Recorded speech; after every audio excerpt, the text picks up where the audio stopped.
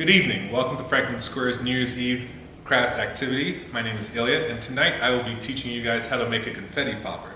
So when you do that countdown to 3, 2, 1, Happy New Year, you're going to pop yourself some confetti and have a great time. So first things first, what do you need to make a confetti popper? Well, it's very simple. You need a toilet paper roll, preferably one that doesn't have paper wrapped around it, or a paper towel roll as well. Then you're going to need a balloon, like this one, pair of scissors, garland, silver, gold, wherever you may be, and possibly if you also don't have that, you can use shredded paper. The lighter the better. Tinsel paper is also best to use.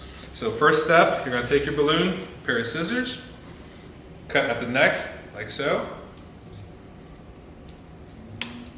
Voila, very simple.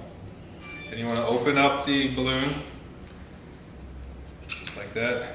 Next step, paper towel roll or toilet paper roll, and put the balloon over the paper towel at one end, just like this.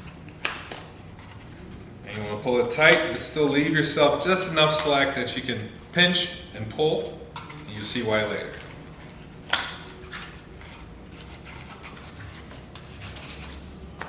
Just like that. Next, you want to take your garland or shredded paper, since we're using garland for our demonstration. Pair of scissors, and you just want to snip and cut into a cup or a container, whichever you may have. Just like that. Then take your paper towel roll and you fill it with your shredded paper or garland. Don't jam it in because you want to be free and loose, so when you pull, it pops out free and fun. Here you go. And now if you want to be more creative, you can add your own little flair, wrap it up with wrapping paper, some glitter, or maybe 2021 written on the side.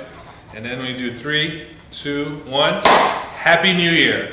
A happy and safe New Year to you and your family from our family here at Franklin Square.